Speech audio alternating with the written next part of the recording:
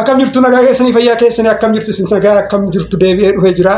Ammoo waan ajaa'ibaa tokko jechuudha. Ilma isin gattan Oromoo ilma isin gattan tokko qabadhee isin dhufaa jira. Silaa isin ilma keessan gattanii irratti duuluudhaan beekamtanii.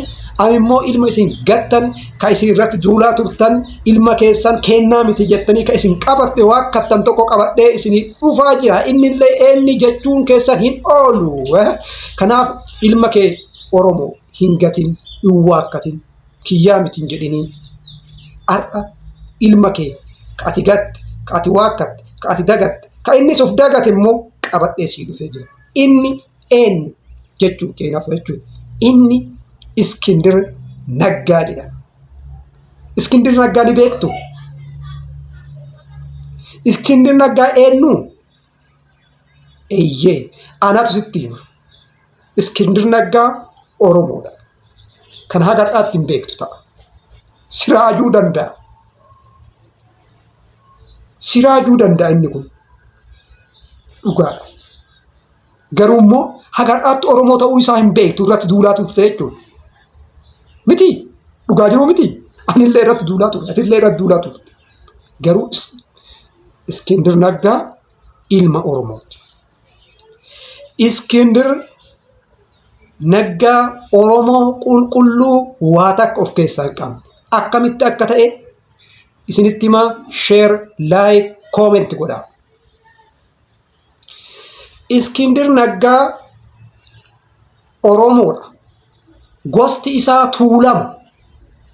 Balballi isaa Eekkadha. Gosti isaa Tuulama, balballi isaa Eekkadha.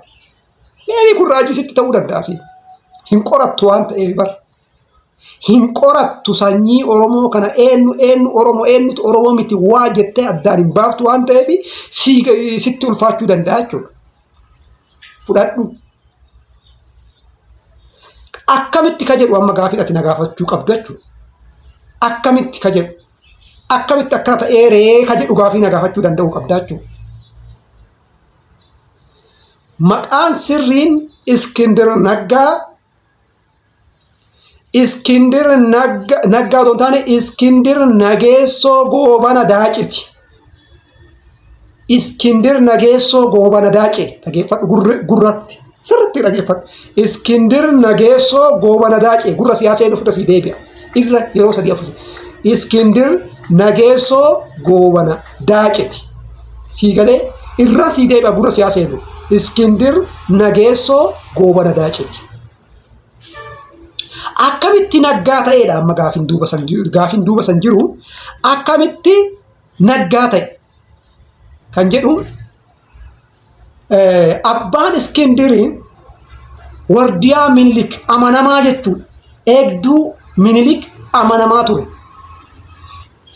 Eegduu Minilik baay'ee amanaa fi Minilik ufitti dhiyeessu ture.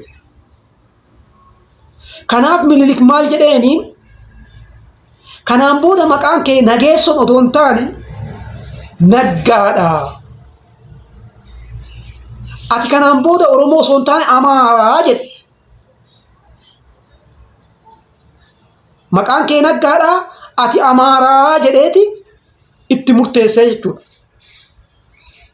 Tole jedhee innillee fudhateetiniini Amaareffame jechuudha.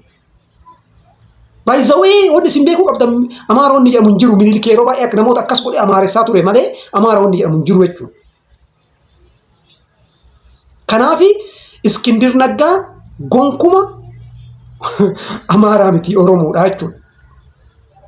Kanaaf yoo kanaaf ragaa maal kana ilaaltan taate namoonni hayyoonni Oromoo baay'een ni beeka. Mee jalqabarra isin haa kaasu.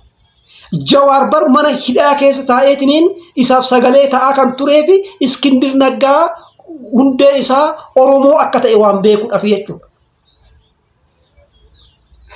Namantuuni Oromoo waan ta'e waan beekuudhaaf jechuudha.